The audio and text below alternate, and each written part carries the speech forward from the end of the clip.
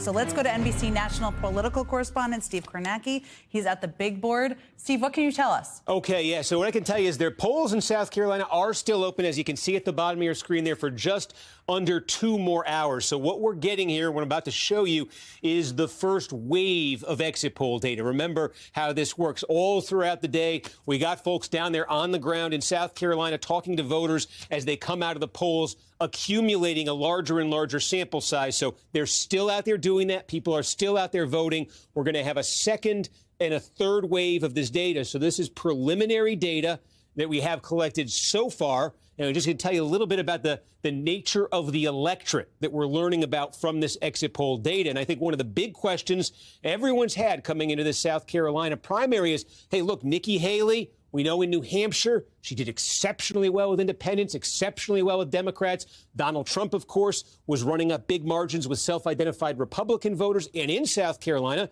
this is an open primary. This is a state without party registration. Nobody goes and registers by political party. But what we do ask in the exit poll is what we asked in New Hampshire. It's what we asked in Iowa. It's what we ask in every primary. We ask people, what do you think of yourselves as? Do you think of yourself as a Republican, as an independent, as a Democrat? And we find that's a pretty useful tool. So what I'm going to show you right now, first of all, again, open primary here. Anybody, unless they voted in that Democratic primary 3 weeks ago, and not many people did, anybody can go and vote in this Republican primary today. So we asked them, and you see in the exit poll here, what do you think of yourself as? Oh, sorry. All that buildup, and I pressed the wrong button. Here it is. What do you think of yourself as? And take a look at what we're seeing here. 69%. This is our first wave.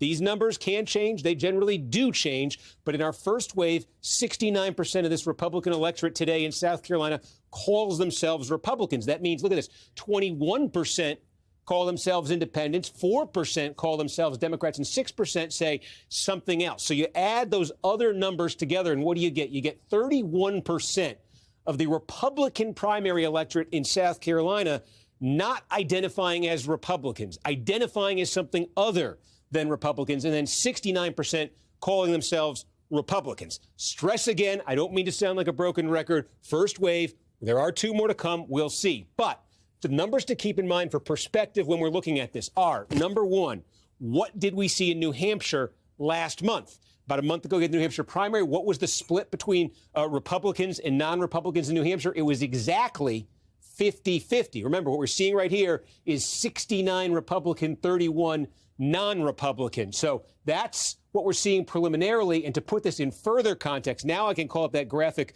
I accidentally showed a few minutes ago. This is the history this century of the South Carolina Republican primary, asking this question about the electorate. Do you think of yourself as a Republican, an independent, or a Democrat? And just to put in, context here, what we're seeing in this first wave is 69 Republican, 10 for, it was 4 for Democrats, 21 for independents, and 6 for other. So basically 31 is the total, as I said, for non-Republican. And just put that in context historically. 2016, when Donald Trump won this primary, it was 24% non-Republican, so it's higher than that. 2012, it was 29%, 25 plus 4 non-Republican. It's slightly higher than that. 2008, it was only 20% non-Republican, so it's significantly higher than that. But 2000, and that's the race with a lot of parallels to this one. That was George W. Bush. He was sort of the establishment choice.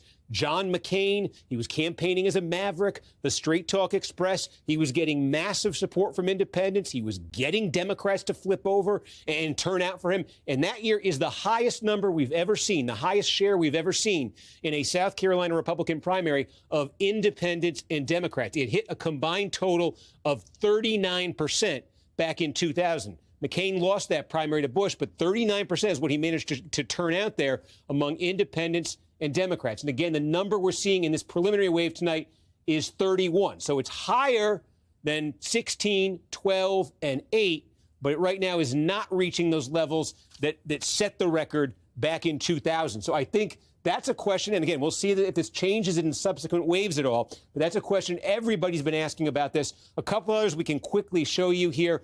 Look at the share of voters who say they are evangelical or born-again Christians in this primary. The number in this first wave is 66%. Again, for context on that, in New Hampshire a month ago, the number was 19%. That was the New Hampshire number. Very, very secular state, one of the most secular Republican electorates you're going to get. In Iowa, in the middle of January, it was, remember, the caucus state, 55% evangelical. So New Hampshire, Iowa, the number here preliminary in South Carolina is higher than both. Basically, 2/3 of this electorate calling themselves born again or evangelical Christians. And one more we can just quickly show you here as well.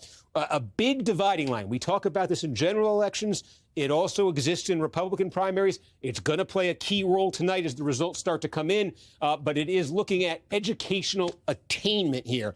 There's a divide among Republican voters in this primary. There's a divide nationally in general elections between those with college degrees or advanced degrees and those without college degrees. And what you're seeing here is 43% of the electorate preliminarily it says they have a college degree. 57% say they don't. That would be a higher share if this were to hold. And again, more data to come. But if this were to hold, that 57% would be a somewhat significantly higher share of the electorate saying they do not have a college degree this time compared to the 2016 primary. So my broken record, I'll say it one more time. It's preliminary. There will be more numbers to come out, but that's our first glimpse as the picture starts to come into focus a little bit of what this electorate is starting to look like in South Carolina today.